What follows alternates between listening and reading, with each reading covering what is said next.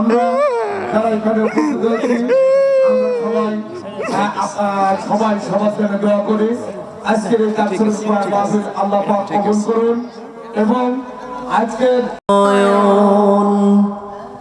এমন দরদি পেতে কাঁদে মন অনুক্ষণ, কাঁদে মন অনুক্ষণ। ওহুদে দাতাহারা আহমদ যখন লৌহ মাখা কিয়ামতে উঠবে তখন, জিহাদ না করে কিভাবে দেখাবে তুমি চাঁদ চেহারা রূপে ওয়াতুল। আল্লাহুম্মা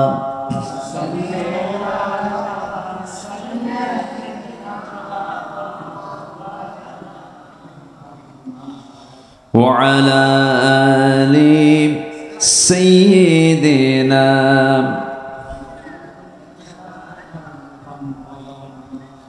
সবাই বলুন বালাগাল উলা বিকামালিহি কাশাফাত তুজা বিজামালিহি حسنت جميع خصاله صلوا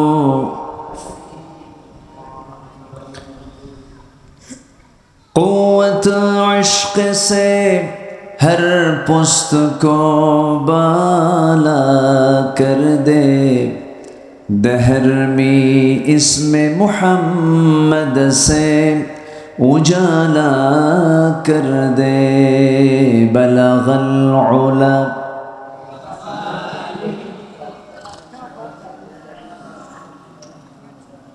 حسنت جميع خصاله صلوا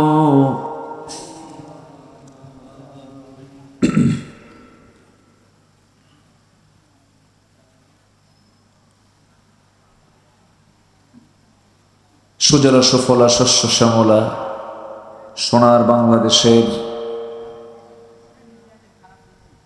সবুজ বেষ্টিত অঞ্চল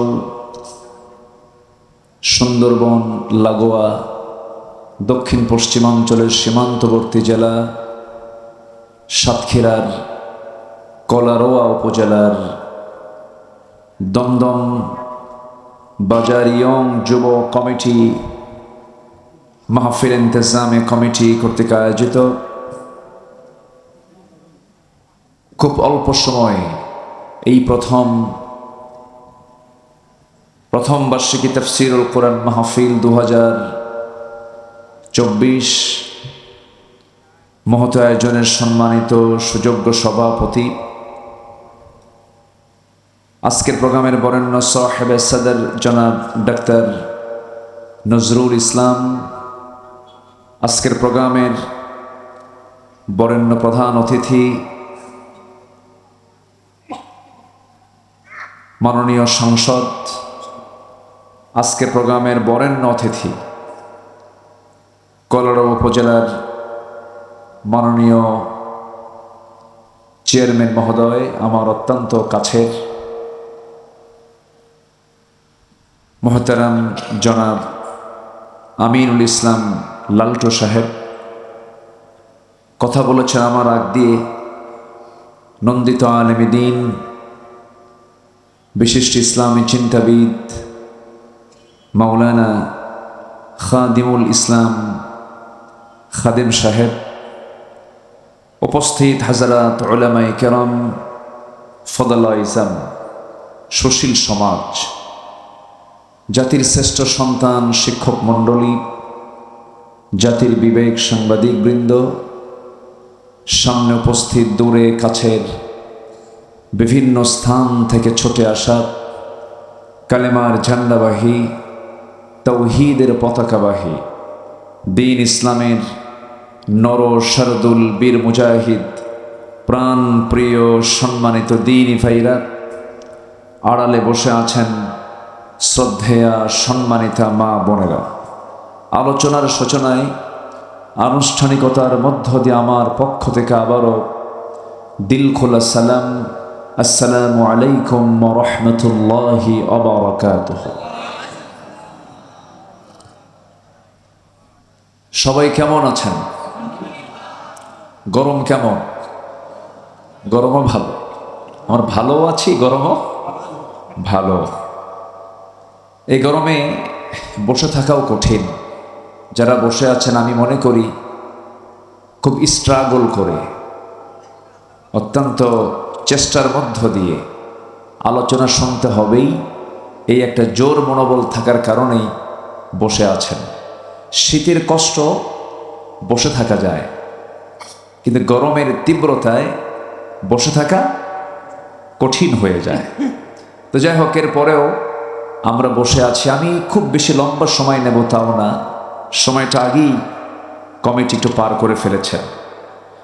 আমার কষ্ট একটাই, সেটা হলো আমি বলিও না কিছু, আর বলে লাভও হয় না। লেখা থাকে প্রধান বক্তা, কিন্তু মাহফিলে এসে হয়ে যায় শেষ বক্তা। মানে এমন সময় আমাদের উঠানো হয় যে সময় মানুষের যাওয়ার সময় হয়ে যায়। 12টার পরে মানুষের আলোচনার সেই শোনার এবং বলার আগ্রহ দুটোই হেরে যাওয়ার পথে হেরে যায়। মাঝখান থেকে বলা হয়, হুজুর কি আলোচনা করলো কিছুই বুঝলাম না। বোঝার সময় তো আপনিও আমাকে দেন নাই, কারণ 12টার পরে তো মানুষ আর বুঝতে পারে না। তো যাই হোক, সব কিছুই সময় মতো হওয়া উচিত। ফজরের নামাজটা যদি কেউ সূর্য ওঠার পরে পড়ে হবে? বলেন তো, এটা কি নামাজের সময় কি সূর্য ওঠার পরে না আগে? আগে। বিয়ে করার নিয়ম কি 60 বছরে? হ্যাঁ, ওটা তো সময় করতে হয়, তাই না? তাহলে বিয়ের সময়, নামাজ সময়, মাহফিলটাকে সময় দরকার না সময় দরকার? সময় দরকার। সময় হলে তাহলে আলোচনা একটা প্রাণ থাকে। তা আমার আগে সুরের মূর্ছনা দিয়ে খুব সুমধুর কণ্ঠের অধিকারী আমার খাদেম ভাই, আমরা এক অঙ্গনে কথা বলি দীর্ঘদিন, তিনি তো আলোচনা করার সুযোগই পান নাই, উঠেই শুরু হয়ে গেছে টানাটানি। তো এর মধ্য দিয়ে টানতে টানতে কিছু লোক আবার চলেও গেছে, এত টানের মধ্যে আর থাকবোই না, অনেকে আবার চলেও গেছে। কিন্তু আল্লাহর ঘর তো, এদেশের মসজিদ মাদ্রাসাগুলো আমার আপনার লাউ আর কদু বেচার টাকা দিয়েই তো হয়, তাই না? তো এটাকে আবার মনক্ষুণ্ণ হলেও হবে না, আল্লাহর ঘরের জন্যই তো চাওয়া। তো আমি শুরুতেই আপনাদের সবার দৃষ্টি আকর্ষণ করব, এই যে মাহফিল শুরু হলো এই গ্রামে দমদম বাজারের পাশে, প্রথম বার্ষিকী আমার মতো এক নগণ্য গোলাম দিয়ে শুরু হলো। এই মাহফিল প্রত্যেক বছর হোক, সবাই চান না ইনশাআল্লাহ? সবাই চান তো? আল্লাহ কবুল করুন। জোরে বলি আমিন, আরো জোরে আমিন। আমার মিন্টু ভাই কোথায়? আছে তো না? মিন্টু ভাই আমাকে একটু বলেছিলেন, হুজুর আপনার মুখ থেকে বললে কেউ রাগ করবে না, একটু যদি, আপনি কি চাদর দিয়ে ব্যাগ দিয়েছিলেন? ও, তাহলে তো আমি এখন এই মুহূর্তে দিলে তো সব আমাকে খেপে যাবে সবাই, অনেকে দেবে না, এরকম নিয়ত আছে একটু। আচ্ছা, রাগ করবেন কি আপনারা? দেখেন যে ও চুপচাপ আছে, কিন্তু মানে রেগে গেছে মনে হয়। রাগ করলেন আপনারা? 2 মিনিট, যে 2 মিনিট শেষে। আচ্ছা, তাহলে কি আমাকে রেখে যাবেন কারা কারা? একটু হাত তুলে দেখান তো। আমাকে রেখে যাবেন আপনারা? ওই যে যাবে কয়েছিল, সবাই থাকবেন তো ইনশাআল্লাহ? জোরে বলি ইনশাআল্লাহ। আল্লাহ কবুল করুন। জোরে বলি আমিন। আসার সুযোগ দিয়েছেন কে? আবার ফিরে নিয়ে যাওয়ার মালিককে, মৌতের মালিককে। আমাকে বাঁচিয়ে রেখেছেন কে? গরমের মালিককে, ঠান্ডার মালিককে। সব কিছুর মালিকানা একমাত্র কার? আল্লাহ তাআলা। সেই মহান রব্বুল আলামিন আমাকে আপনাকে সৃষ্টির সেরা করে বানিয়েছেন। এই সৃষ্টির মাঝে যা আছে, যত সৃষ্টি আছে, এর মধ্যে সবচেয়ে সুন্দর এবং সেরা করে বানানো হয়েছে কাকে? আমাকে, আপনাকে, মানুষকে। চাঁদ আমার চেয়ে কম সুন্দর, আকাশ আমার চেয়ে কম সুন্দর, সূর্য আমার চেয়ে কম সুন্দর। পৃথিবীর কোনো প্রাণী, পৃথিবীর কোনো সৃষ্টি আমার আপনার চেয়ে সুন্দর নয়। কে ঘোষণা দিয়েছেন? আল্লাহ। খুব পরিচিত আয়াত, আল্লাহ রাব্বুল আলামিন বলেন, লাকাদ খালাকানাল ইনসানা ফি আহসানি তাকওয়িম সুম্মা রাদাদনাহু আসফালা সাফিলিন। এই পৃথিবীতে আমি ইনসানকে, মানুষকে সবচাইতে বেশি সুন্দর করে, আহসান ইসমে তাফজিলের সিগা, সবচেয়ে বেশি সুন্দর করে সৃষ্টি করেছি। আমার বন্ধুগণ, কোন এক আল্লাহর গোলাম, একজন রাজা ছিল, বাদশা ছিল, রানীর সঙ্গে চাঁদনি রাতে গল্পের মাঝে হঠাৎ করে মোহাব্বতের আধিক্যতায় রাজা তার রানীকে লক্ষ্য করে বলে ফেলতেছে, রানী তুমি আমার চোখে চাঁদের চেয়েও সুন্দর। বউ বলে, তুমি মস্করা করো, এত বলা ভালো না। এক পর্যায়ে আবেগে আপ্লুত হয়ে সেই রাজা বলে ফেলতেছে, সত্যি তুমি আমার চোখে আকাশের চাঁদের চেয়েও সুন্দর। আকাশের চাঁদের চেয়েও সুন্দর যদি না হও, তাহলে তুমি তালাক। দেখছেন কি একটা ফতুয়া মেরে দিল, দেখেন। মানে মহব্বত করতেছে, একটু বেশি মহব্বত করে ফেলছে। তো এই কথা বলা মাত্রই এটা আবার কানাকানি হতে হতে বহুদূর পর্যন্ত চলে গেছে। এখন এটার ফয়সালার জন্য মুফতি একটা বোর্ড বসেছে। ম্যাক্সিমাম আলেমরা তারা বলেছে, না এ তো চরম ভুল হয়ে গেছে। এখন বউ থাকে আর বউ না থাকার সম্ভাবনাই যেন বেড়ে যাচ্ছে, তালাকি মনে হয়ে গেছে। তো এরকম জাতীয় যখন একটা সংকটে পড়ে গেল, সেই সময় কোন এক আলেম বলে ফেললেন যে এই তালাকের ব্যাপারে নরমাল আলেমদের মন্তব্য কি।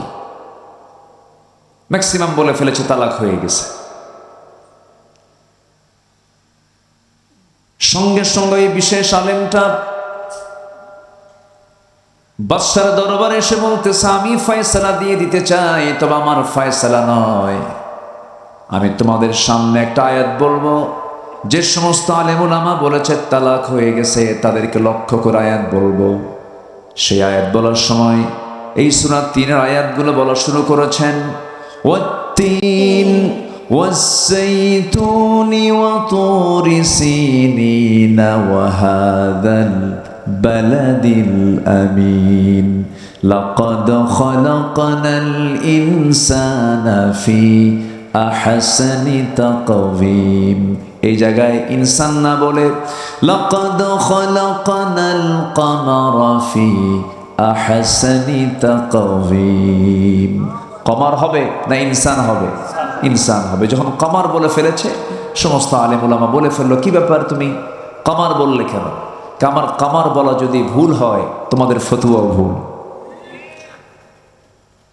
কারণ আল্লাহ তাআলা পৃথিবীর সকল কিছুর চাইতে মানুষকে বেশি সুন্দর বলেছে, যেরকম সুবহানাল্লাহ। কিন্তু সেই সৌন্দর্য টিকে থাকে কখন? যখন ওই মানুষের মধ্যে যখন মনুষ্যত্ব থাকে। কি থাকে? মনুষ্যত্ব। এখন কি মনুষ্যত্ব আছে না পশুত্ব? সামনে তো পশু জব করবো এই কয়েকদিন পর, এক পশু আরেক পশু জব করবো, ঠিক আছে না? আমরা তো আর মানুষ নাই। আমরা এতটাই নোংরা এবং আমরা এতটাই অমানবিক হয়েছি, আমরা এতটাই পাষাণ হয়েছি, মানুষকে মেরে ফেলে টুকরো টুকরো করে মশলা দিয়া মাখায়া গোশত হাড় মাংসগুলো কেমন ভাবে নিঃশেষ করেছি খুঁজে পাওয়া যায় না। আমরা এতটা পাষাণ হতে পেরেছি। আজকে হিংস্র জন্তু হায়নাকে দেখে মানুষ যতটুকু না ভয় পায়, তার চাইতে মানুষ বেশি ভয় পায় আজকে মানুষকে দেখে। আমি কি ভুল বলছি? তাহলে সেই মানুষটার সুন্দর আছে? তাহলে সেই সৌন্দর্য টিকে রাখার জন্য পশুত্ব দরকার না মনুষ্যত্ব দরকার? কোরবানি পর্ব সামনে আসছে। পশু জব করে নিজের পশুত্ব দূর করতে হবে। নিজের মাঝে পশুত্ব রেখে পশু জবাই করে কোনো লাভ হবে না। অনেক কথা আছে, আস্তে আস্তে করে বলবো। আমাকে সময় দিচ্ছেন তো নাকি সবাই? আমার লালটু ভাইকে দেখেছি আজ থেকে আরো 5 বছর আগে, আজকে অনেক দিন পর দেখা হলো। উনিও আছেন, আমাদের চেয়ারম্যান মহোদয় আছেন, আপনারাও থাকবেন। খোলা মাঠ তো, কত রাত বিড়ি খায়া পার হয় না? বিড়ি খায়া পার হয় না? কত রাত বিড়ি খায়া পার হয়। আজকে না একটু কোরআন শুনে পার করবো, জোরে বলে ইনশাল্লাহ। তাসের কথা বলার দরকার নেই, আবার ওটা একটু বেশি বলা হয়ে যাচ্ছে। আচ্ছা, আমার দিকে তাকান। আমি খুব কমন একটা সূরা, কমন কয়েকটা আয়াতকে সামনে রেখে আমি আলোচনা করতে চাচ্ছি, যেটা আমি তেলাওয়াত দিয়ে শুরু করেছি। সূরাতুল আ'লা, সূরাতুল আ'লার শেষ কয়েকটা আয়াত আমি তেলাওয়াত করেছি। এই কয়েকটা আয়াতকে সামনে রেখে আমরা কথা বলবো। ওমা তাওফীকি ইল্লা বিল্লাহ আলাইহি তাওয়াক্কালতু ওয়া ইলাইহি উনীব। সেই মহান রবের প্রতি পূর্ণ ভরসা রেখে আসুন আমরা সোজা আলোচনার দিকে চলে যাচ্ছি। কষ্ট হচ্ছে না তো কারো? জোরে বলি ইনশাআল্লাহ। আপনি চলে যাচ্ছেন? ও আচ্ছা আচ্ছা, জি না, ঠিক আছে। না, খাদেম সাহেব খুব আন্তরিক মানুষ, উনি খান নাই তো পেটে টান লেগেছে একটু। আমি ওনাকে মানা করলে তখন আমার বিপদ হয়ে যাবে। না ঠিক আছে, বক্তা তো, বক্তাদের ঠোঁট তো কি কাটা ঠোঁট না, যারা বক্তা হয় তাদের ঠোঁটটা একটু কাটা হয়, তারা একটু বলে ফেলেন কথা। ঠোঁট কাটা না হলে তার বক্তা হওয়া যায় না। আল্লাহ তুমি আমার খাদেম ভাইয়ের কথার মধ্যে আরো সৌন্দর্য বাড়িয়ে দাও, জোরে বলি আল্লাহুম্মা আমিন। সম্মানিত ভাইয়েরা, আমার লালটু ভাই তিনিও কথা বলেছেন, আমরা শুনেছি। তো আমি যেটা আমাদের দেহের সঙ্গে থাকে এমন একটা বিষয় নিয়ে আমি কথা বলবো। একটা গোশতের টুকরা থাকে আমাদের দেহের ভিতরে, এটা নিয়ে আজকে আমার আলোচনা। সেই গোশতের টুকরা যদি ঠিক থেকে যায়, গোটা বডি ঠিক থেকে যাবে। আর যদি সেটা ব্যাঠিক হয়ে যায়, গোটা বডি পচে যাবে, ব্যাঠিক হয়ে যাবে, নষ্ট হয়ে যাবে। আমি সেই গোশতের টুকরা নিয়ে আজকে আমি কিছু কথা বলতে চাচ্ছি। ওমা তাওফীকি ইল্লা বিল্লাহ। কারণ কিয়ামতের দিন অনেক শহীদ ধরা খেয়ে যাবে, অনেক দানবীর ধরা খেয়ে যাবে, অনেক আলেম ওলামা পর্যন্ত ধরা খেয়ে যাবে, শুধুমাত্র কি জানেন? নফসের শুদ্ধতার অভাবে, নিয়তের বিশুদ্ধতার অভাবে। একটা হাদিস আমাকে কাঁদিয়ে তোলে বারবার, ভাবিয়ে তোলে বারবার। হাসরের ময়দানে কিছু শহীদ আল্লাহর সামনে দাঁড়িয়ে যাবে। আল্লাহ বলবেন, ও বান্দা তুমি আমার সামনে দাঁড়িয়ে কি বলতে চাও? বান্দা বলবে, আল্লাহ তোমার জমিনে তোমার দ্বীন কায়েমের জন্য জিহাদের ময়দানে গিয়ে রক্ত ঝরিয়েছি, শহীদ হয়ে তোমার সামনে হাজির হয়েছি। আল্লাহ বলবেন, বান্দারে মিথ্যা বলো কেন? দুনিয়ার মানুষ তোমাকে গাজী বলে সম্বোধন করবে, তোমাকে বাহাবা দেবে। মানুষের সন্তুষ্টি অর্জনের জন্য তুমি জিহাদে অংশগ্রহণ করেছিলে, তুমি মারা গেছো, কিন্তু আমার জন্য মরো না, আমার জন্য শহীদ হও না। আজকে তোমাকে জাহান্নাম যেতে হবে। দানবীরকে বলা হবে, দানবীর সামনে দাঁড়াবে। আল্লাহ বলবেন, ও বান্দা কি বলতে চাও বলো? আল্লাহ তোমাকে খুশি করার জন্য অমুক মসজিদ বানায় দিয়েছি, অমুক মাদ্রাসা বানায় দিয়েছি, তোমার দ্বীনকে বিজয়ী করার জন্য অর্থ দান করেছি, টাকা পয়সা তোমার পথে খরচ করেছি। আল্লাহ বলবেন, বান্দারে আমার সন্তুষ্টির জন্য তুমি কোনো দান করো নাই, তোমার নামটা যেন 1 নম্বর তালিকায় থাকে দানবীরের, তোমার নামটা যেন বড় সড় আকারে যেন তোমার নামের ঘোষণা হয়, তোমার সুনাম যেন সুখদে যেন চতুর্দিকে ছড়িয়ে পড়ে। মানুষের সুনাম পাবার জন্য, মানুষের মাঝে জনপ্রিয়তার জন্য তুমি দান করেছ, আমার খুশির জন্য দান করো নাই। তোমার নিয়ত সহি ছিল না, আজকে তোমাকে জাহান্নাম যেতে হবে। আলেমকে বলা হবে, জ্ঞানীকে বলা হবে, বড় বড় বুজুর্গকে সেদিন ডেকে আনা হবে। আল্লাহ বলবেন, বান্দারে কি বক্তব্য তোমার? কাল্লা তোমাকে খুশি করার জন্য আলেম হয়েছিলাম, বুজুর্গ হয়েছিলাম, দ্বীনের জ্ঞান অর্জন করেছিলাম, হাফেজ হয়েছিলাম, কারি হয়েছিলাম। সেই দিন আল্লাহ বলবেন, বান্দা মানুষের সন্তুষ্টির জন্য তুমি জ্ঞান হাসিল করেছো, আমার সন্তুষ্টির জন্য জ্ঞান হাসিল করো নাই, জ্ঞানী হও না, আলেম হও নাই, আজকে তোমাকে জাহান্নাম যেতে হবে। আমার বন্ধুগণ, তাহলে সবচাইতে বড় বিষয় হলো একটা গোশতের টুকরা যদি না ঠিক থেকে যায় সব নষ্ট হয়ে যাবে। আলা ওয়াইয়াল কালব, তা হচ্ছে কালাব। কলব যদি ঠিক থেকে যায় সব ঠিক থেকে যাবে, নাফস যদি ব্যাঠিক হয়ে যায় সব ব্যাঠিক হয়ে যাবে। আল্লাহ রাব্বুল আলামিন সেই জন্য সূরাতুল আলা শেষ কয়েকটা আয়াতে বলছেন কোন বান্দাগুলো সফল। قد أفلح من تزكى وذكر اسم ربه فصلى بل تؤثرون الحياة الدنيا والآخرة خير وأبقى إن هذا لفي الصحف الأولى صحف إبراهيم وموسى। জোরে বলুন আল্লাহু আকবার। সূরার নামটা কি বলেন তো? সূরাতুল আ'লা। বলেন সূরাতুল, এটা ধাক্কা মারতে হবে, আ'লা বলেন, সূরাতুল আ'লা। আলা বললে ভুল হবে, আলা মানে উপর, আ'লা হচ্ছে সবার উপর। সবার উপরে তিনি কে? আস্তের সবার উপরে তিনি কে? আল্লাহ তাআলা, তার উপর আর কেউ নাই। কত উপর, কত উপর, কল্পনাই করা যাবে না। একটা পরিসংখ্যান শুধু 1 মিনিটে বলে শেষ করি। আ'লা, সূরার নাম আ'লা কেন দেখেন? সবার উপরে তিনি। আমরা যেখানে বসে আছি, আমি আর লালটু ভাই, পাশে চেয়ারম্যান সাহেব, আরো যে আমরা বসে আছি, আপনাদের সহ বসে আছি, আমরা বসে আছি দমদম বাজারে। কোথায়? বাংলাদেশের না কলকাতার? বাংলাদেশের দমদম বাজার। আমি প্রথমেই যখন শুনলাম যে দমদম, দমদম এয়ারপোর্ট তো অনেক দূর, তো পরে শুনলাম এসে যে এখানকার নামের নামকরণ কেন হলো। আমি কাকে যেন প্রশ্ন করলাম, আপনাকে মনে প্রশ্ন করেছি, তো ওনার কাছ থেকে তফসির পাওয়া, এখন সঠিক ভুল আল্লাহ জানে। তিনি বলেন, হুজুর এখানে হেলিকপ্টার চলতো। হেলিকপ্টার আজ থেকে 20-25 বছর আগে ওই বাইসাইকেল, যেটা পায়ে দিয়ে, যেটা পায়ে প্যাডেল মেরে, যেটা, এটাকে হেলিকপ্টার বলা হতো। তো হেলিকপ্টার তো এয়ারপোর্ট লাগিয়ে তো কোথায় যাবে? হেলিকপ্টারকে দমদমে যাবে। তো ওই দমদম থেকে এই দমদমের এই হেলিকপ্টারের জন্য এই নামকরণ হয়েছে দমদম। খুব ভালো, সমস্যা নাই।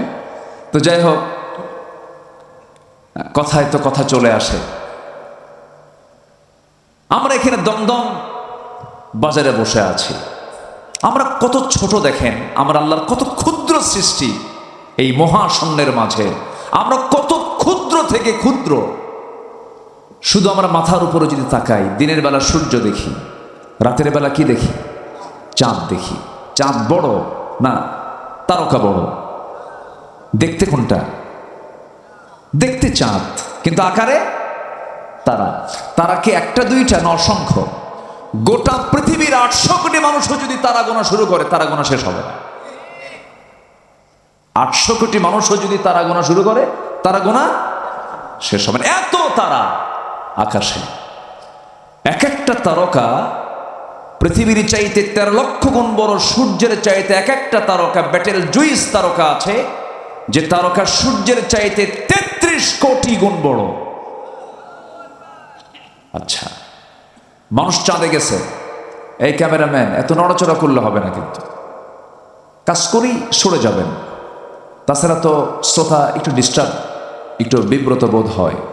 আবার ক্যামেরার দরকারও আছে না নেই বলেন তো? আপনি শুনছেন হাজার হাজার, আর ক্যামেরা পৌঁছায় দেবে কোটি কোটি মানুষের মাঝে। তো সবই তো ঠিক, আবার বিরক্ত হন কেন? না, বিরক্ত হওয়া যাবে না। তো এই চাঁদের মানুষ গেছে, নীল আর্মস্ট্রংরা চাঁদ সফর করে এসেছেন। মঙ্গল গ্রহে জায়গাও কেনা শুরু হয়েছে, দুনিয়ার ভাল লাগে না। মঙ্গল গ্রহে জায়গাটাকে কিনছে ওখানে ফ্ল্যাট ফ্ল্যাট করার জন্য। এখন মানুষ চাঁদ দেখলো, মঙ্গল গ্রহ দেখলো, সূর্যের কাছে তো আর যাওয়া সম্ভব না, কারণ সূর্যের কাছে গেলে ও কি আসবে? আর ওর কি যাওয়া সম্ভব?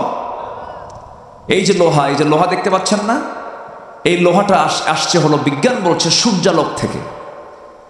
সূর্যালোক থেকে এই লোহাটা ওয়ানজালনাল হাদিদ ফীহি বা'সুন শাদীদু ওয়া মানাফিউ লিন-নাস। আল্লাহু আকবার বলেন। লোহা নামে একটা সূরা আছে। লোহা নামে কি সূরা আছে, একটা সূরাই আছে।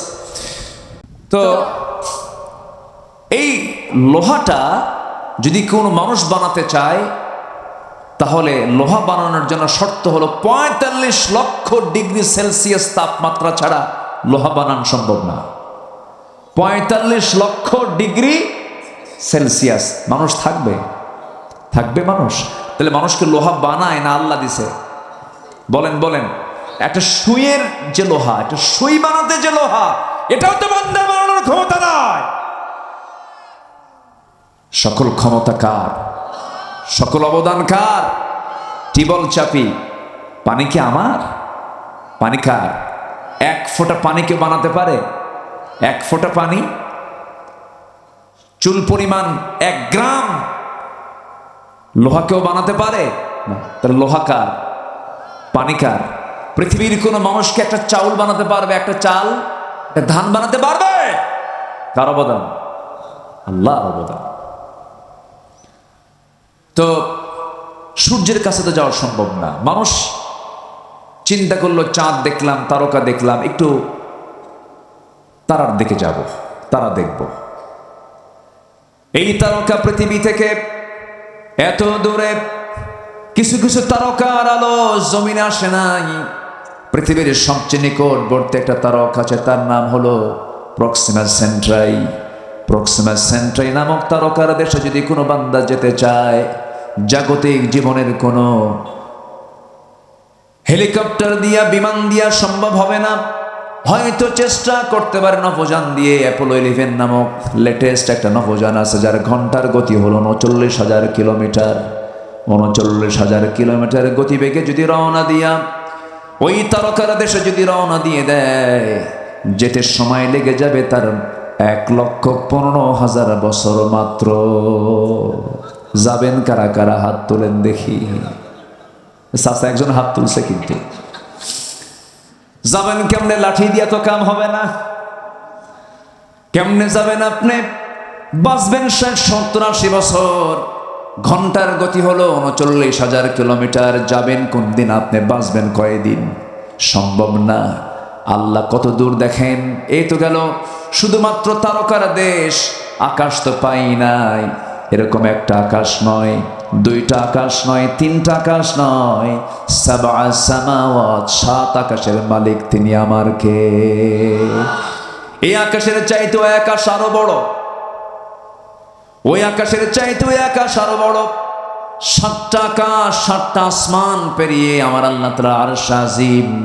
তাহলে সবার উপরে তিনি আমার কে? সাব্বিহিসমা রাব্বিকাল আ'লা। সবার উপরে তিনি কে?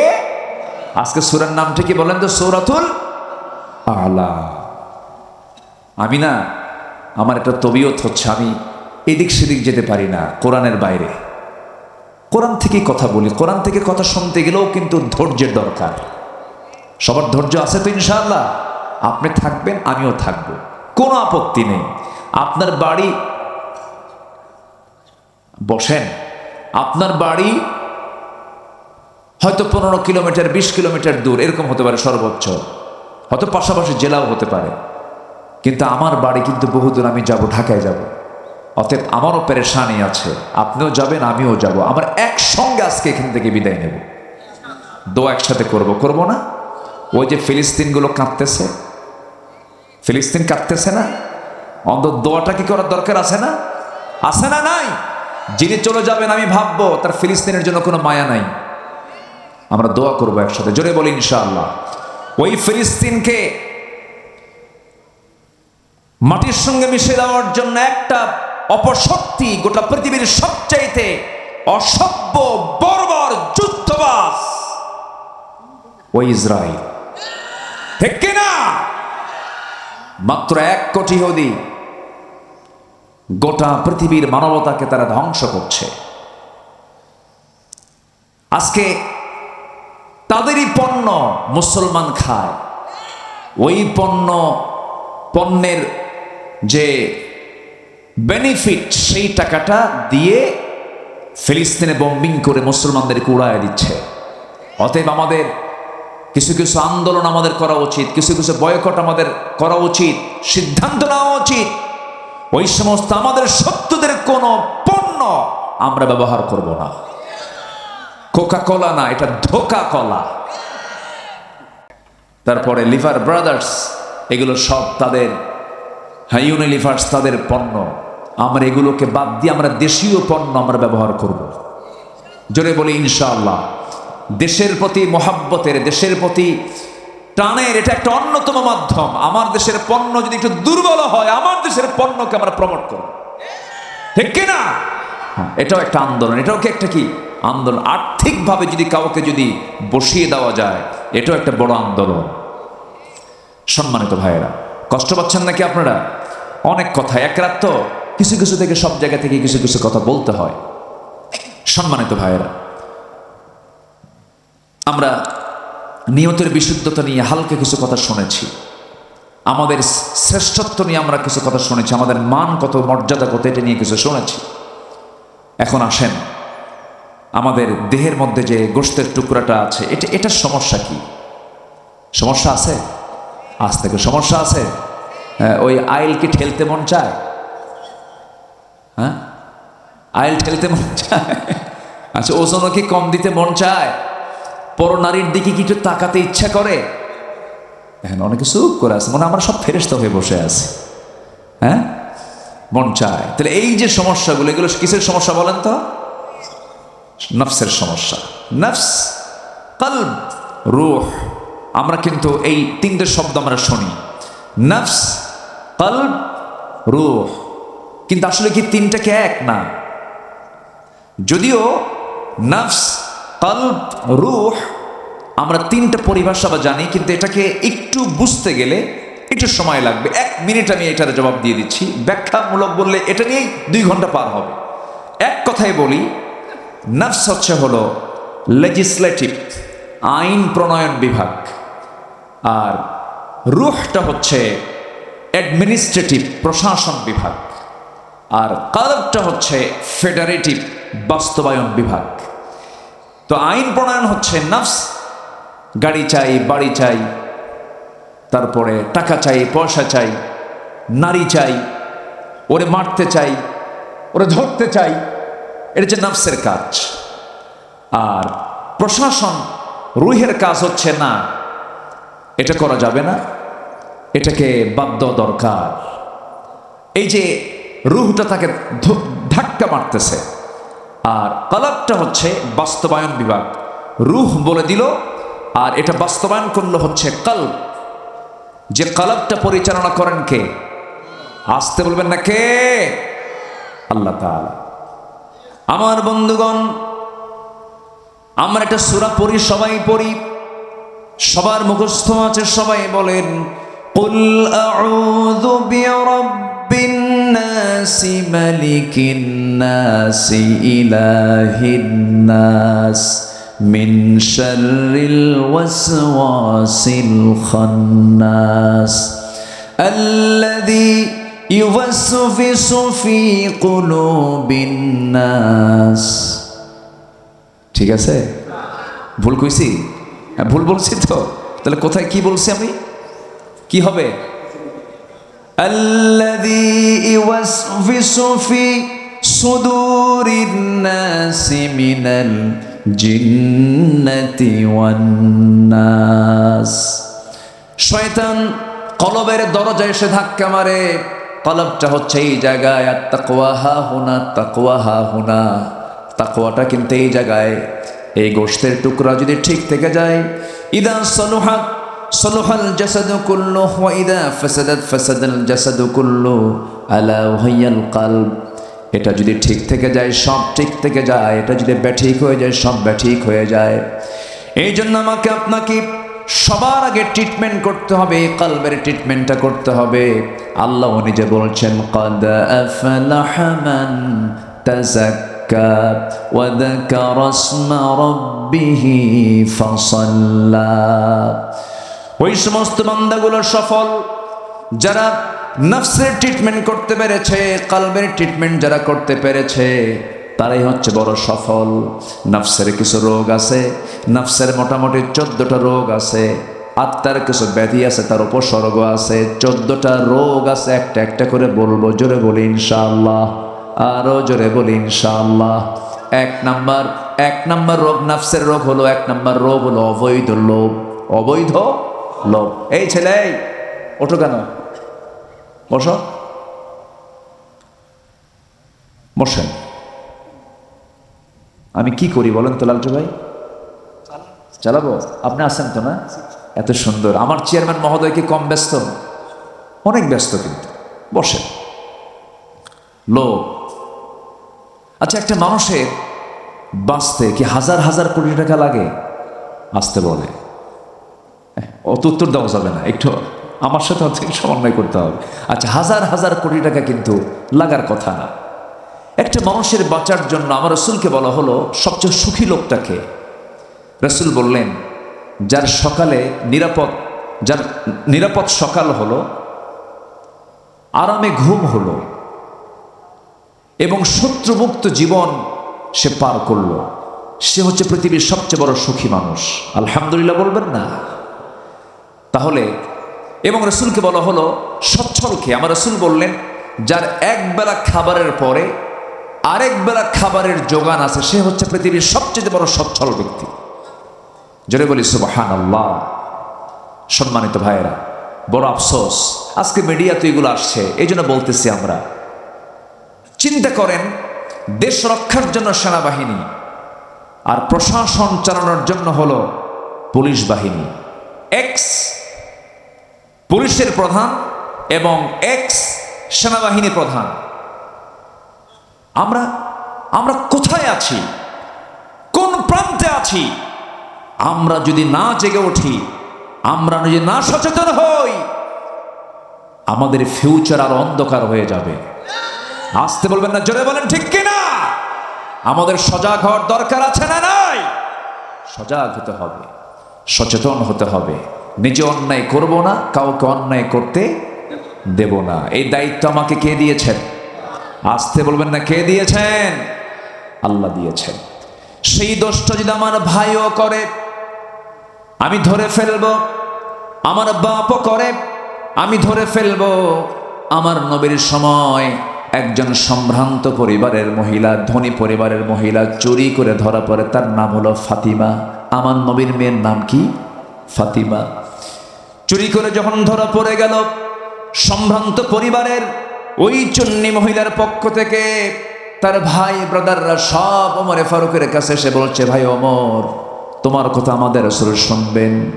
আমরা সম্ভ্রান্ত পরিবারের মানুষ, আমাদের পরিবারের এই মেয়েটা হঠাৎ করে চুরি করে ফেলেছে, রাসূল যেন ক্ষমা করে দেয়।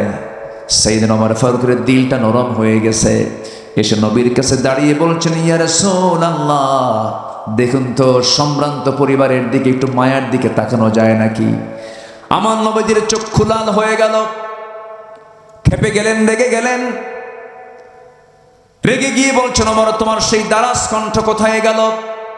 দৃঢ়চেতা ভাবটা কোথায় গেল?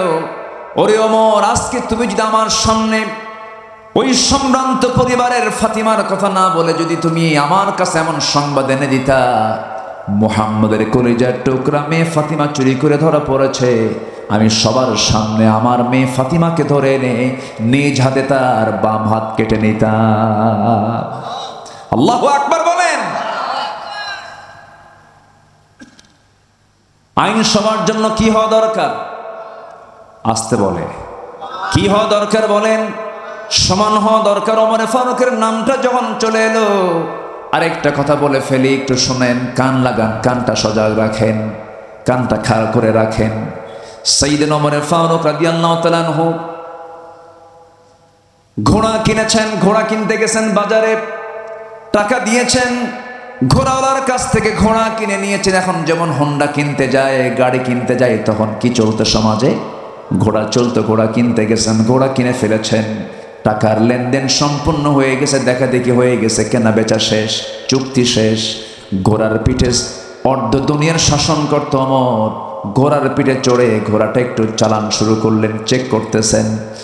কয়েক মাইল যেতে না যেতেই ঘোড়ার চারটা পা অকেজো হয়ে বসে গেছে, আর উঠতে পারে না। ওমরে ফারুক রাদিয়াল্লাহু তাআলা আনহু ঘোড়াওয়ালার কাছে এসে বলছে, ঘোড়া বিক্রেতার কাছে এসে বলছে, ও ঘোড়া বিক্রেতা, আমারে ঠকাইলা কেন? চার পায়ে তো অকেজো, এমন অসুস্থ ঘোড়া তুমি আমাকে দিয়েছো, ঘোড়া আমি নেব না, টাকা ফেরত দাও।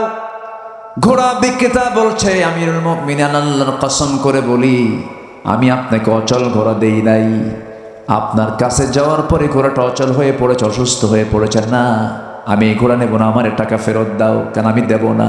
তাহলে কি করা যায়? চলেন আমরা আদালতে যাই। বিচার ব্যবস্থা পরাধীন না স্বাধীন? স্বাধীন। বিচার ব্যবস্থা কি স্বাধীন ছিল? দেখেন, অর্ধ দুনিয়ার শাসন করত ওমরে ফারুক, সামান্য এক ঘোড়া বিক্রেতা, সামান্য এক ঘোড়া বিক্রেতার বাদী আসামি ওমরে ফারুক আসামি বানায়া মামলা দিয়েছে আদালতে। দুজন চলে গেছেন আদালত চত্বরে। বিচারপতির সামনে গিয়ে যখন দাঁড়িয়ে পড়েছেন, দাঁড়িয়ে আছেন ওমরে ফারুক রাদিয়াল্লাহু তাআলা আনহু, বিচারপতি লক্ষ্য করে নাই। হঠাৎ করে চেয়ারে বসে থেকে লক্ষ্য করে দেখে অর্ধ দুনিয়ার শাসন করত ওমরে ফারুক বিচার প্রার্থী হয়ে আদালতে হাজির হয়ে গেছে। বিচার প্রার্থী কাজী শুরাইহ ইবনুল হারিস আল কিন্দি রাহমাতুল্লাহ আলাইহি সঙ্গে সঙ্গে তিনি দাঁড়ায় গিয়ে বলছেন, আমিরুল মুমিনিন, এত বড় মহান ব্যক্তি আমার আদালতে কেন আপনি আসছেন? কি হয়েছে আপনার? ওমরে ফারুক বলছেন, কাজী শুরাইহ, তোমার চেয়ারে তুমি বসো, আইন সবার জন্য সমান, আদালতে এসেছি প্রার্থী হয়ে, বিচারটা সঠিকভাবে করো। সাইয়েদনা ওমরে ফারুক বললেন, ঠিক আছে, তোমার বিচার তুমি চালিয়ে যাও, বাদী তুমি কি বলবা বলো। ঘোড়া বিক্রেতা বলতেছে, ঘোড়া বিক্রি করেছি, লেনদেন হয়ে গেছে, ঘোড়া অচল হয়ে গেছে, আমাকে ঘোড়া ফেরত দিতে চাই, আমি ঘোড়া ফেরত নেব না। কাজী শুরাইহ ইবনুল হারিস বলছেন, আপনার কি বক্তব্য? আমি ঘোড়ার টাকাটা আমি ফেরত নেব, ঘোড়াটা ওরা আমি ফেরত দেব।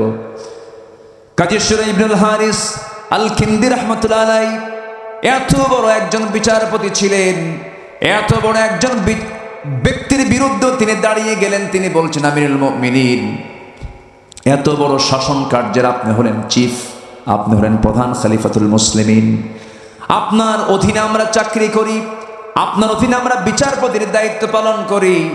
আপনি আজকে প্রার্থী হয়ে আমার আদালতে এসেছেন বিচার চাওয়ার জন্য, কিন্তু আমি তো বিচার করব ওমরকে দেখে নয়, আইনকে দেখে বিচার করব। সে আইনকে দেখে বিচার করতে গেলে ওমরে ফারুককে লক্ষ্য করে বলছেন, আমিরুল মুমিনিন, মনক্ষুণ্ণ হওয়া যাবে না, আজকের রায়টা সম্পূর্ণ আপনার বিরুদ্ধে যাবে। কেননা হায়াত মওতের মালিক আল্লাহ তাআলা। কে কয়দিন বাঁচে, কে কখন মারা যাবে, কে কখন অসুস্থ হবে, কেউ বলতে পারবে না। আপনি ওমরে ফারুক আমার সামনে এখানে আছেন, আপনি সুস্থ অবস্থায় এখান থেকে বের হবেন তার গ্যারান্টি নাই। সুস্থ ঘোড়া আপনাকে বুঝিয়ে দেওয়ার পর আপনি তাকে টাকা বুঝিয়ে দিয়েছেন, আপনার মালিকের আসার পর আপনার ঘোড়া নষ্ট হয়ে গেছে, সেটা এখন আর ওই ঘোড়া বিক্রেতার ঘোড়া নয়, আপনার ঘোড়া আপনার কাছে অসুস্থ হয়ে পড়েছে, এটার দায় ঘোড়া বিক্রেতাকে দেওয়া যাবে না, অসুস্থ ঘোড়ার মালিকানা আপনার নিতে হবে। খলিফা ওমরে ফারুক মাথা নিচু করে কোনো কথা না বলে মুচকি হাসি দিয়ে সেখান থেকে চলে গেলেন। পরের দিন মজলিসে শুরার বৈঠক, সেন্ট্রাল কমিটির বৈঠক, মন্ত্রী পরিষদ বৈঠকে সবাইকে ডাক দিয়ে বলেন, অমুক জনপদে একজন বিচারপতি আছে যে আমার বিরুদ্ধে রায় দেয়, খুব সাহস। ওই লোকটাকে, ওই বিচারপতিকে আঞ্চলিক বিচারপতি না দিয়া আমরা তাকে সবাই মিলে তাকে চিফ জাস্টিস বানাইয়া দিলাম। কি বানায় দিলাম? প্রধান বিচারপতি বানালাম। কেন? তার সাহস ভালো, সে আইনকে সামনে রেখে বিচার করে, ব্যক্তিকে দেখে না। আমি আমার বিরুদ্ধে রায় দেওয়ার জন্য আমি তাকে প্রধান বিচারপতি বানায় দিলাম। আর আমার দেশে পাগলা বানায়। কি বানায়? বাস্তব কথা। যত কিছুই বলেন, গর্ত খনন যদি আমি করি, গর্তের সেই খনন করা গর্তে আমাকে একদিন পড়তে হবে। এটাই ইতিহাস, এটাই বাস্তবতা। আসুন না আমরা সততাকে গুরুত্ব দিই, আমরা স্বচ্ছতাকে গুরুত্ব দিই, ভালোকে ভালো বলি, মন্দকে মন্দ বলি, হককে হক বলি, মিথ্যাকে মিথ্যা বলি। বিজয় নিশ্চিত মুসলমানদের। আজকে আমরা সততাকে ভুলে গেলাম, আমরা তেল মারি, ভালো কথা বলি না, খালি তেল মারে। রাসূল বলেছেন, যে লোক তোর সামনে তেল মারবে ওর মুখে মাটি মার। তেল মারা লোক এখন কম না বেশি? আজ থেকে কম না বেশি বলেন তো? খালি তেল, মানে তেল তো মারবে, সরিষার তেল যে আমার দেশি হয়।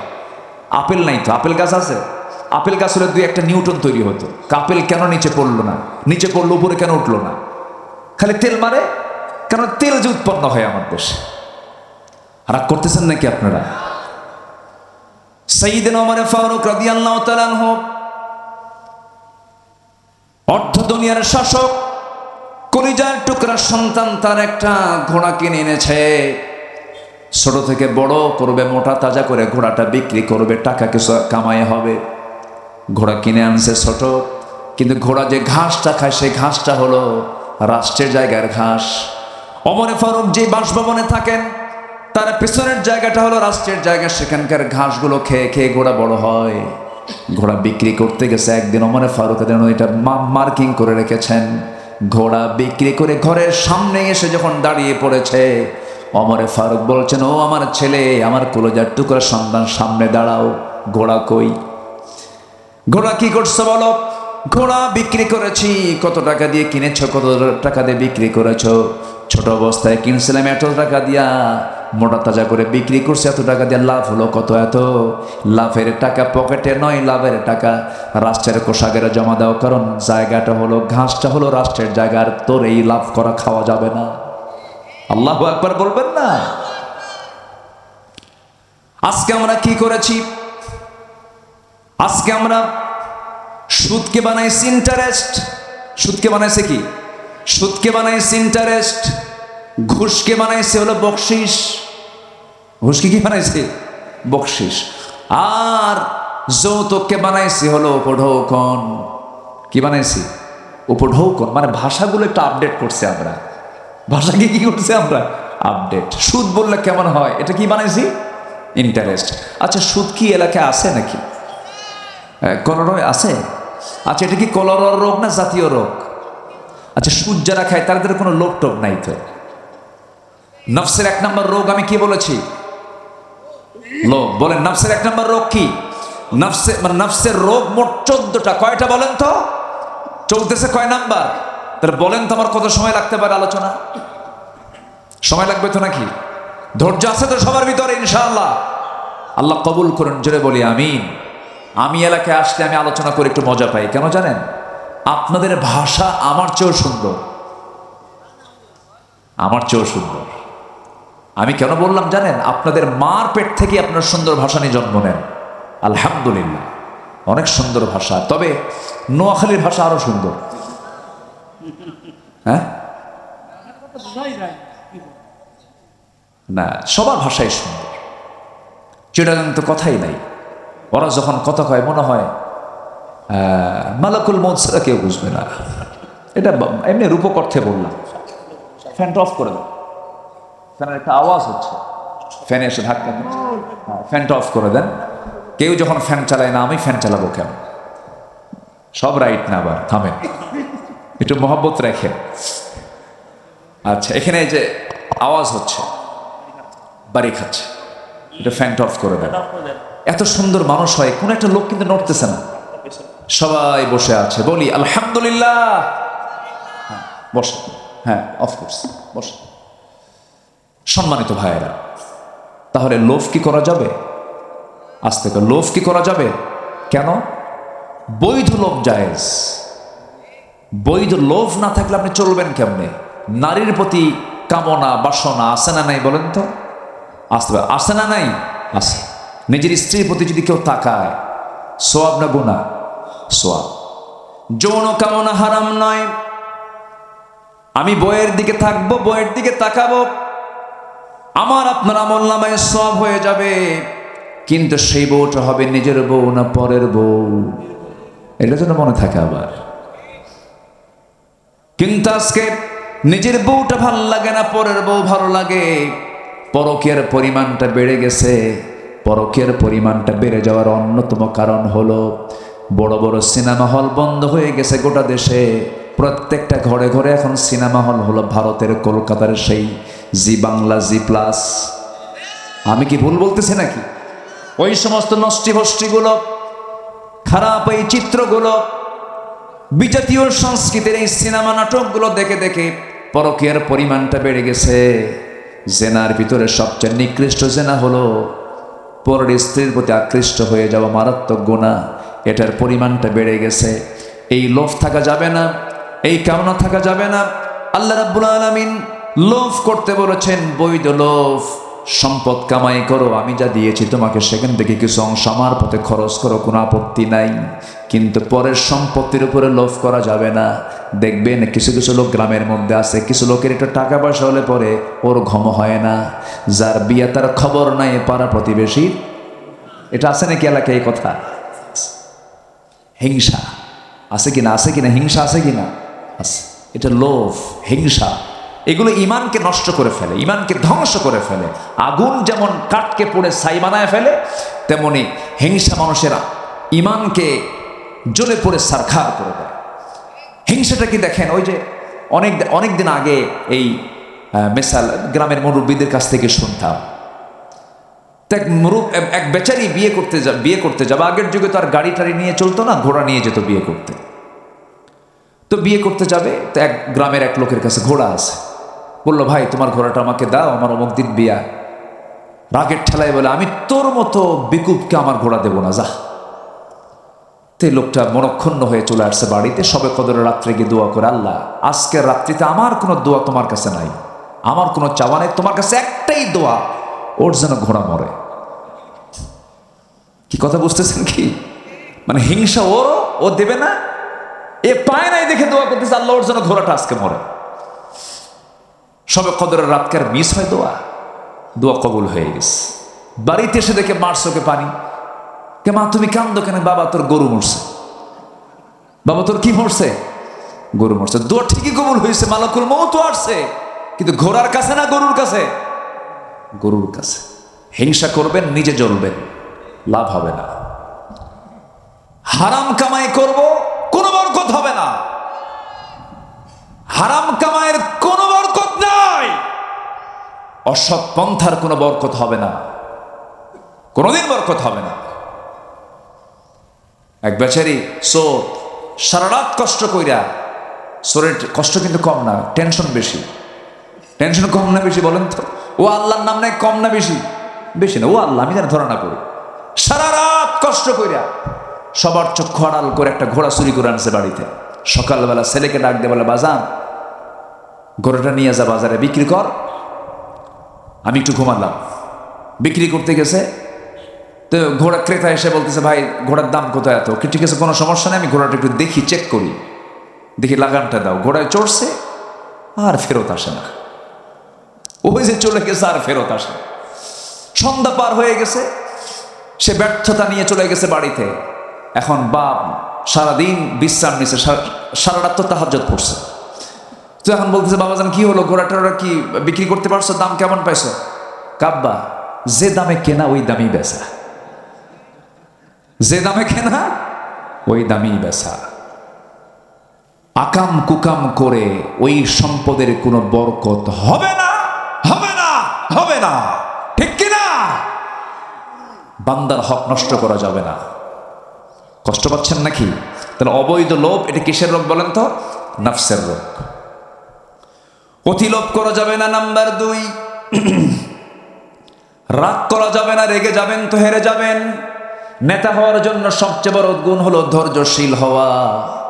নেতাদের চামড়া আমরা শুনে থাকি, নেতা যারা ডাক্তার, যারা সমাজের যারা দায়িত্বশীল, তাদের চামড়া নাকি গন্ডারের চামড়া হওয়া লাগে, থাপ্পড় মারলেও টের পাওয়া যাবে না। ঠিক আছে, এরকম না? অনেক কথা শুনতে হয়। আমি তো কথা বলি, ডাক্তার, চেয়ারম্যান, এক চেয়ারম্যানকে বললাম, ইউনিয়ন পরিষদের চেয়ারম্যান, বললাম ভাই কেমন করে চেয়ারম্যানগিরি করতেছেন? হুজুর রাত 3টার দিকে ফোন দিয়ে বলে, চেয়ারম্যান সাহেব কি করেন? রাত 3টার দিকে ফোন দিয়ে চেয়ারম্যান সাহেব কি করেন? ওই সময় 3টার দিকে কি করে?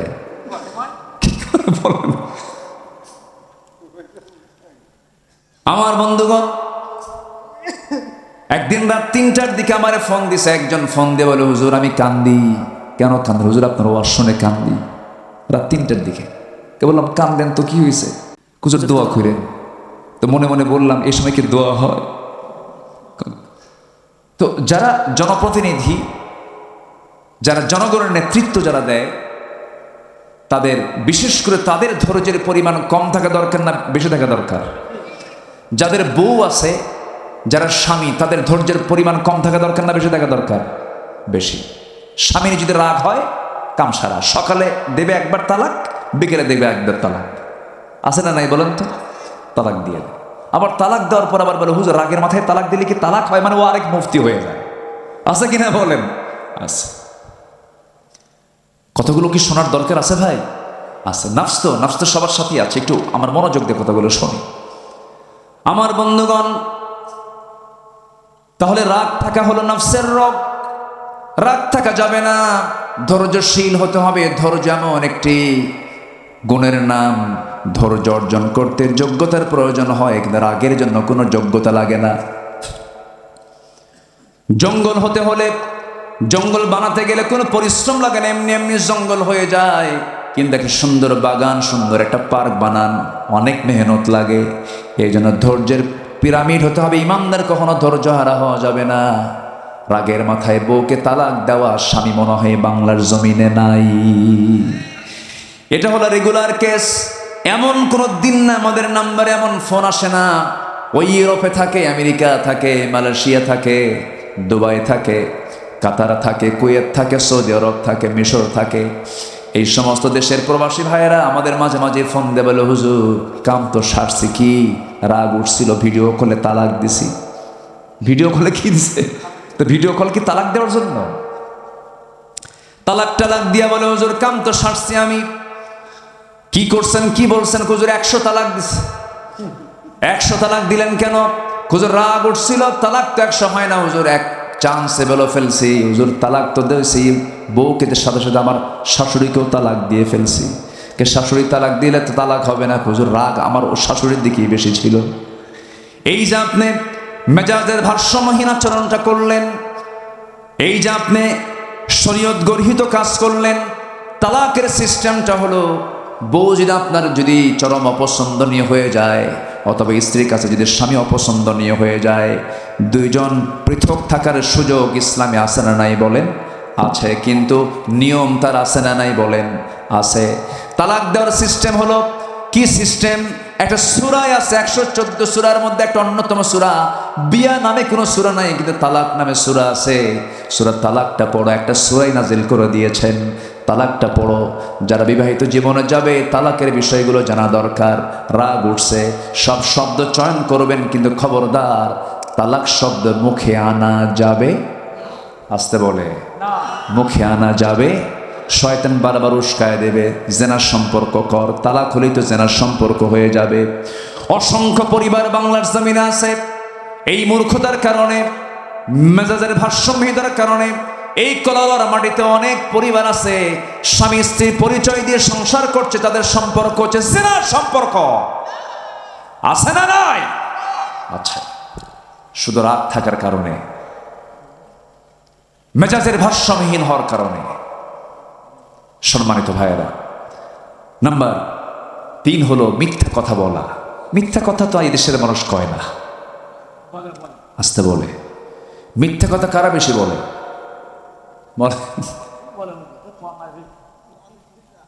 কাম সারছে এই লোকের তো মুখ তো একদম মানে ঠোঁট কাটা লোক দেখতেছে, হ্যাঁ, সবই বলে ফেলে। সম্মানিত ভাইয়েরা, মিথ্যা কথা এটা মারাত্মক ভয়ঙ্কর একটা নফসের রোগ। যদি কোনো বান্দা তার জীবনে একটা আমল করে, মিথ্যা ছেড়ে দিলাম, আল্লাহর কাসাম ওর ঈমান থাকলে সে জান্নাত পেয়ে যাবে। যেরকম সুবহানাল্লাহ। মিথ্যা সমস্ত পাপের মা বলেছেন মুহাম্মদ সাল্লাল্লাহু আলাইহি ওয়াসাল্লাম। একজন মানুষের জীবনে একটা মিথ্যা কথা মুখ থেকে কখনো বের হয়নি, তিনি কি বলেন তো? মুহাম্মদুর রাসূলুল্লাহ। তিনি কি দেশ চালান নাই? তিনি কি বিচার করেননি? তিনি কি পরিবার চালান নাই? তিনি কি শাসন করেন নাই? তিনি কি জিহাদ করেন নাই? তিনি কি সন্তানাদি লালন পালন করেন নাই? তিনি কি ব্যবসা করেন নাই? পৃথিবীর সবচেয়ে বেশি ব্যস্ত মানুষ ছিলেন মুহাম্মদ সাল্লাল্লাহু। তার জীবনে কি একটা মিথ্যা কথা ছিল? যে রাজনীতিতে, যে ব্যবসায়, যে পরিচালনায়, যে নেতৃত্বে মিথ্যা চলে, মিথ্যা দিয়ে তাদের সবকিছু চলে, সেই মিথ্যা নেতৃত্ব, মিথ্যা কর্তৃত্বের মুখে আমরা জুতা মারি, থুতু মারি। আল্লাহ কবুল করুন। জোরে বলি আমিন। মিথ্যা বলবো না। এই জিহ্বা যদি আমি ঠিক রাখি, আপনার বেহেশতের জামিন হয়ে যাব। জোরে বলি সুবহানাল্লাহ। আর একটু কথা, আর কয়েকটা পয়েন্ট আছে, আমি বলি, কোনো আপত্তি নেই তো? দু একজন করে কিন্তু উঠতেছে, আমি দেখতে চাই। ছেলে বসো, বসো, কোনো ওঠা নাই, বসেন। আমি একটু আজকে ধমক দিয়ে রাখতেছি, কেন জানেন? এই ধমকের মধ্যে কিন্তু মহব্বত আছে।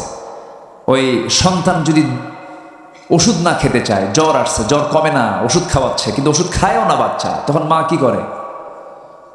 একটু আস্তে আস্তে বলে বাবা খা, খুব দরদ করে, না দরদে কাজ হয় না, খা বাবা, তাও খায় না, মুখ কামড় মেরে ধরে আছে, দুই দাঁত, শেষে দুই হাত দুই পা শক্ত করে ধইরা মুখের মধ্যে জোর করে নখ ঢুকাই দিয়ে খা। এর মানে কি? মহব্বত কমে গেছে না মহব্বত বেশি আছে? তো আমি যে ধমকটা দিচ্ছি, এই ধমকের মধ্যে মহব্বত কি? আপনি কি এটাকে রাগ মনে করতেছেন না মহব্বত মনে করতেছেন? মহব্বত। একটু বসেন। আল্লাহ তাআলা আমাদেরকে আমল করার তৌফিক দান করুন। জোরে বলি আমিন। যদি আমরা নফসটাকে ঠিক রাখি, সব ঠিক হয়ে যাবে। আল্লাহ কবুল করুন। জোরে বলি আল্লাহুম্মা আমিন। আমার ভাইয়েরা, একটু কান লাগান, মনোযোগ দিয়ে শোনার চেষ্টা করুন। আমার নবী জীবনে একটা মিথ্যা কথা বললেন না। আমি তার উম্মত, আমিও মিথ্যা কথা বলবো না, মিথ্যার ধারে পাশেও যাব না।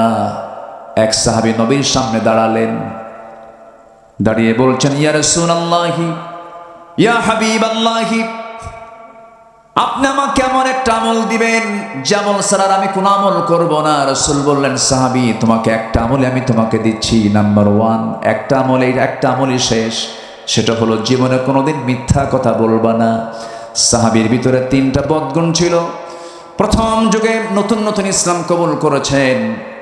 এক রাতে মদের বোতল নিয়ে নবীর সামনে গিয়ে হাজির হয়েছেন। রাতের বেলা মদের বোতল হাতে নিয়েছিলেন। রাসূল গত রাত্রে তুমি কিসের বোতল হাতে নিয়েছো? সঙ্গে সঙ্গে সাহাবী কেঁদে ফেলে দিয়ে বলছে, ইয়া রাসূলুল্লাহ, আল্লাহর কসম করে বলি মদের কাছে আর কোনোদিন আমি যাব না।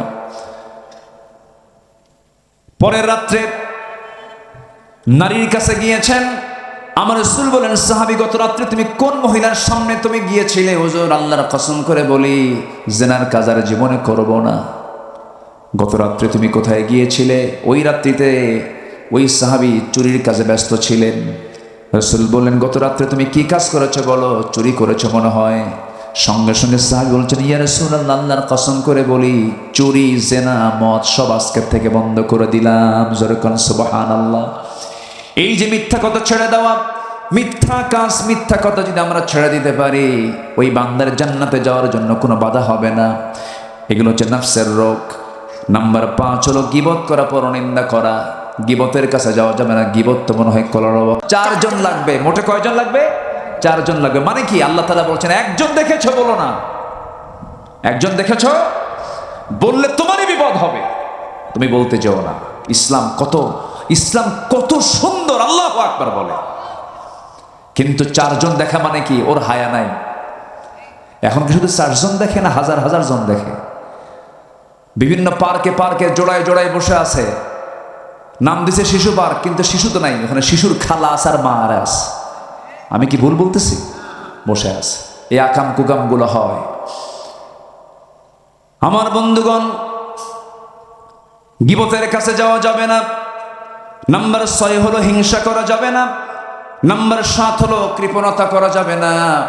নাম্বার 8 হলো রিয়া করা যাবে না, লোক দেখানো যাবে না। নামাজ পড়লাম, আমার নামাজ মানুষ দেখবে, আমাকে নামাজি বলবে, তার নামাজ দিয়ে কি জান্নাতে যেতে পারবে নাকি? নামাজ পড়বো আমরা কার জন্য? বহু নামাজের নামাজ সেদিন সব নিষ্ফল হয়ে যাবে। আমার বন্ধুগণ, নাম্বার 9 হলো নিজের যেটা পছন্দ সেটি উত্তম মনে করা, অন্যের পছন্দকে উত্তম না মনে করা। এটাও এক প্রকার নফসের একটা রোগ। নাম্বার 10 হলো অহংকার করা। অহংকার কোনো বান্দা করতে পারে না। অহংকার করবে একমাত্র কে? আকাশটা কার? অহংকার মানায় একমাত্র কার? আল্লাহ তো অহংকার দেখাতে পারেন। বান্দার কোনো অহংকার থাকতে পারে না। চেহারার অহংকার আছে না নাই? টাকার অহংকার আছে না নাই? ক্ষমতার অহংকার আসতে বলে আছে না নাই? আচ্ছা, ক্ষমতা, দ্য পাওয়ার। টাকার অহংকার, আমার টাকা আছে। চেহারার অহংকার, যখন রাস্তায় হাঁটে হাব ভাব দেখে মনে হয় আমি একখান মাল, আর কে আছে না। এগুলো সব নফসের রোগ। আল্লাহ তাআলা এগুলো থেকে আমাদেরকে বাঁচান। জোরে বলি আল্লাহুম্মা আমিন। আসেন দোয়া করে দিই। ওই যে এই যে মুরব্বী, বসেন, একটু বসেন। হ্যাঁ হ্যাঁ অবশ্যই, জি ইনশাআল্লাহ। এরপর নাম্বার 11 হলো পরশ্রী কাতরতা। অন্যের ভালো দেখলে নিজের আর ঘুম হয় না, এরকম লোক আছে না নাই বলেন তো? আছে। এগুলো নফসের রোগ। সম্পদের প্রতি ভালোবাসা, এরপর সম্মানের লোভ পাওয়া, একটা পদ নেওয়ার জন্য কোটি কোটি টাকা খরচ করে এমন লোক আছে না নাই বলেন তো? সম্মানের লোভ, এগুলো হচ্ছে নফসের রোগ।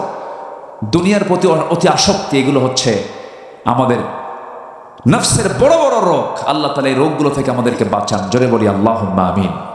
সম্মানিত ভাইয়েরা, আমি লক্ষ্য করছি অনেকের ভিতরে একটু নড়াচড়া হচ্ছে। অনেক কথা আছে আমার এখনো পড়েছিল। আল্লাহ তাআলা বলছেন ওই বান্দা সফল যে বান্দা নফসের শুদ্ধতা আনতে পেরেছে, আরো 3টা কাজ করতে পেরেছে। 3টা কাজ আমরা আস্তে আস্তে শুনবো।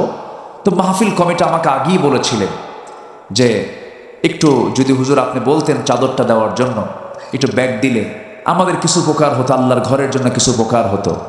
যদি আমি 3টা মিনিট সময় আমি একটু চা খাই, একটু চাদরটা যদি দেওয়া হয়, কেউ কি আমাকে রেখে চলে যাবেন? আমরা কি মুসলমানদের জন্য একটু দোয়া করবো না ভাই? ফিলিস্তিনের জন্য দোয়া করবো না? একটু বসেন, জিকির করি সুবহানাল্লাহ আলহামদুলিল্লাহ লা ইলাহা ইল্লাল্লাহ সুবহানাল্লাহ। আমার মা বোন যারা আসছেন, আমার মা বোনদের ভিতর থেকে যে যা পারি আমরা সবাই দেওয়ার চেষ্টা করবো। জোরে বলি ইনশাআল্লাহ। জিকির করি সুবহানাল্লাহ আলহামদুলিল্লাহ। জি মিন্টু ভাই, হ্যাঁ চাদরগুলো দিয়ে দেন। আমাদের 2 চেয়ারম্যান এখানে বসে আছেন, একজন উপজেলা চেয়ারম্যান মহোদয় আর একজন ইউপি চেয়ারম্যান মহোদয়। তারা তাদের বরাদ্দ থেকে আল্লাহর ঘরের জন্য তারা কিছু দান করবেন ইনশাআল্লাহ। জিকির করে সুবহানাল্লাহ আলহামদুলিল্লাহ। আরো জোরে লা ইলাহা, আরো জোরে লা ইলাহা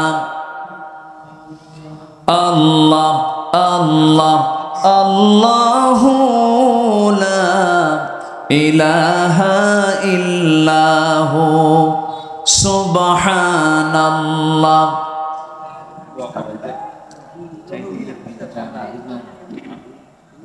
ভালো মনে হয়।